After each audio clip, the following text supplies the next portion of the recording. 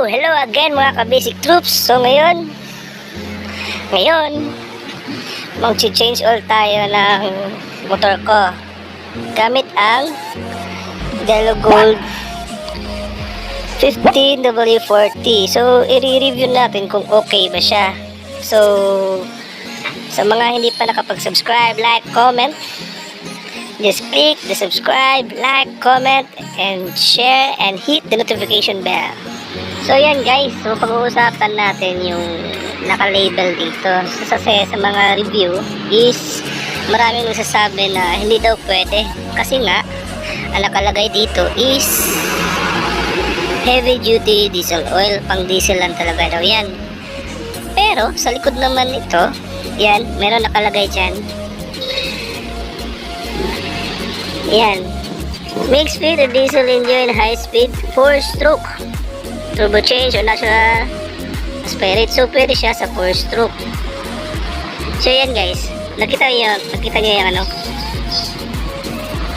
API CH4. Yan, CH4. Yung C dyan, it means compression, yung para sa diesel. Yung sa S naman na nakalagay dyan is for spark, na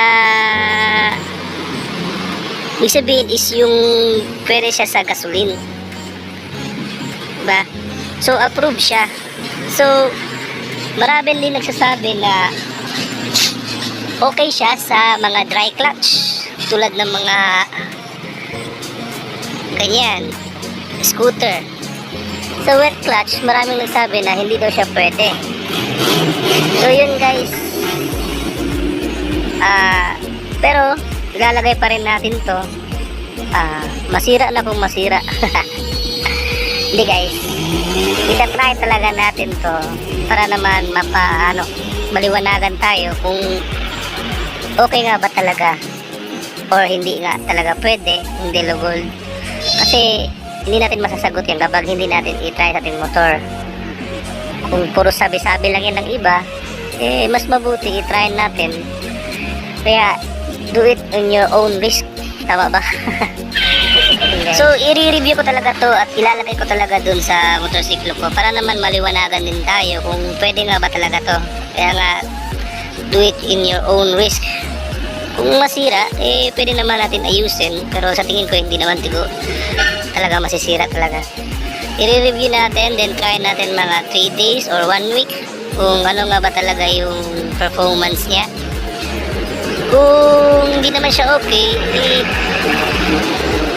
magre-review ako ulit na gagamitin. So guys, hindi ko talaga ni-recommend sa inyo ito kasi sariling opinion ko lang to, sariling try ko lang kung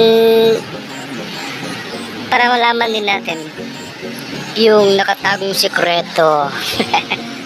Hindi guys. So tara na, kapit na natin. Ay, ilagay na pala natin. Magde-drain muna ako. Ayan. So ayan mga ka-basic, nagde-drain muna tayo. So yung sa mga yung sa mga drain plug, yung mga na-lost thread, huwag nyo munang ipa-oversize. May ibang option pa dyan or may ibang solution pa dyan. Hindi, ito. Yan. Tawag dyan is coarse thread. So kung isa ka sa mga na lost thread is magbili lang kayo ng bolt na same size pero yung niya is hindi fine. Dapat coarse thread gamitin nyo. Saka na kayo magpa-oversize kasi lalaki lang yung gasto nyo. So far ito okay naman sa akin, na lost thread na kasi, kaya ito ginamit ko. Coarse thread, coarse thread, coarse thread, coarse thread. Sabihin nyo lang sa mga hardware shop, meron yan. Yan. So guys, kaya nga ilalagay ko to kasi baka naman yung iba nagsasabi na hindi pwede, baka lang na hindi sila magka-sale ng oil nila, lalo na sa mga shop, di ba? Baka lang naman. Kasi ito nagre-range sa 200 plus. Samantalang yung binibenta nila is nasa 100 plus lang. So, syempre, ikaw na owner, kung saan ka makakasave, doon mo bibilhin, di ba? So, yun lang, hinala ko lang. Nasa sales stock lang yan.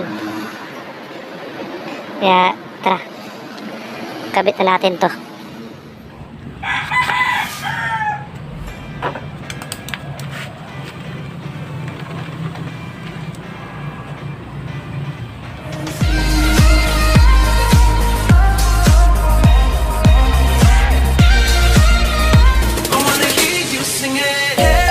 Don't stress your mind. Baby, I'm right. Pretty lies, look me in the face. Tell me that you love me, even if it's fake. 'Cause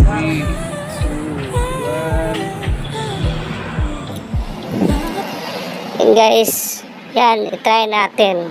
Hindi natin malalaman ang katotohanan kapag hindi natin itry.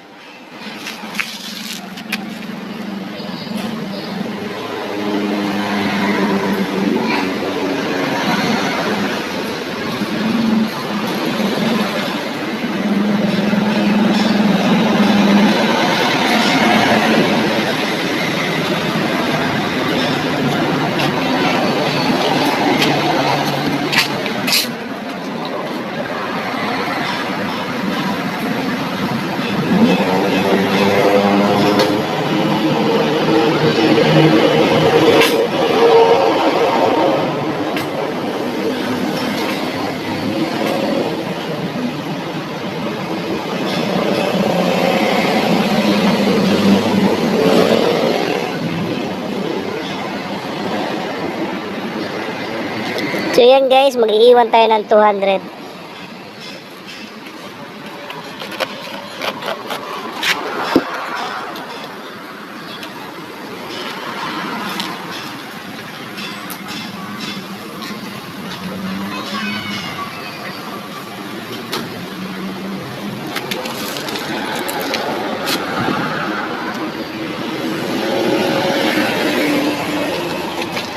Yan yung oil cooler ko. Yan, subukan natin panda rin.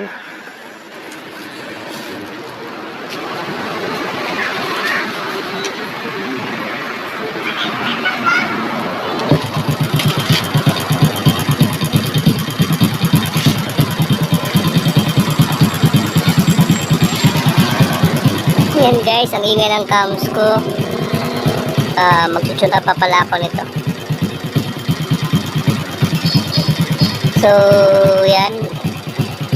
Painitin muna natin. Tapos check natin yung tabutso kung uusok ba siya.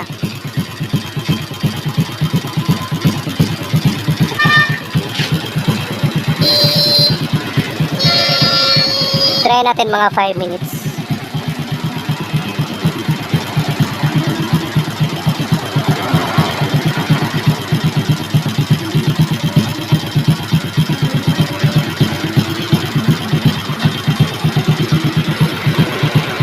Guys, mag-focus kayo sa tabutso kung may usok. Then, mag-RPM muna ako.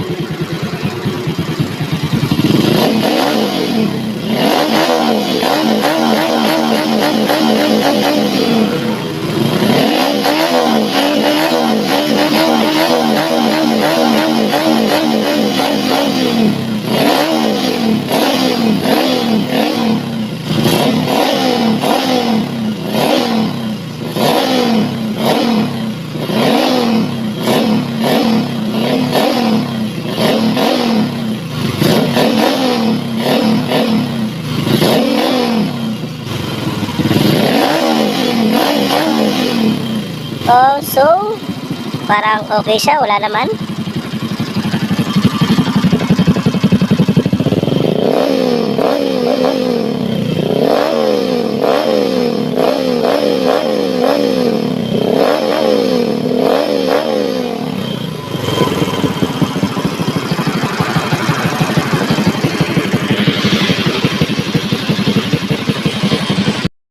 So yan guys, hindi ko muna sinasabi na okay yung Delo. Ite-test muna natin yan or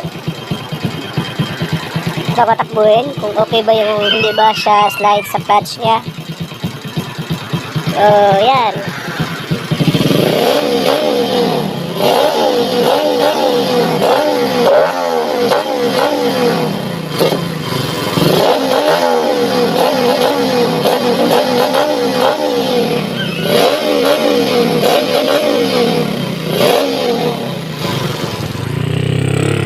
Yan, ride safe lang tayo mga ka-basic.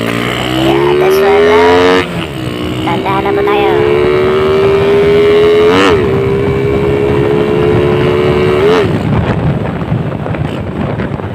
Yan, naiiya talaga ako full throttle talaga.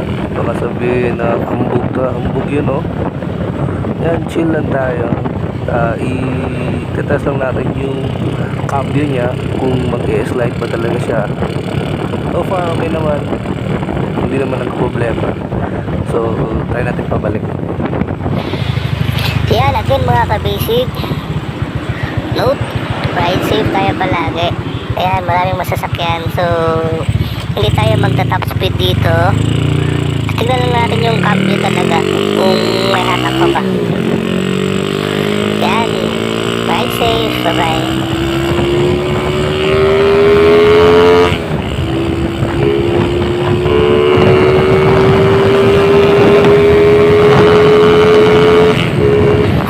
Nahiya talaga akong ubusin yung lakas mga ka-basic, kaya sorry kasi iniisip din natin yung word na ride safe always mga ka-basic. So yan guys, sariling review ko lang, okay naman yung hatak niya. Sa tingin ko nga medyo lumakas yung hatak niya sa akin lang, opinion ko lang yun. Tsaka hindi naman siya yung lining niya hindi naman siya slide. Okay din naman yung takbo niya. Then sariling review ko lang po to. Kaya guys, kung gusto nyo rin i-try nyo na rin. Para kayo na rin mismo makakasagot. Para sa akin, okay siya. As for now. Pero sa susunod na araw, tingnan natin. Yeah guys, sa mga hindi pa nakapag-subscribe dyan, like and hit the notification bell. And guys, thank you. Tell me pretty lies.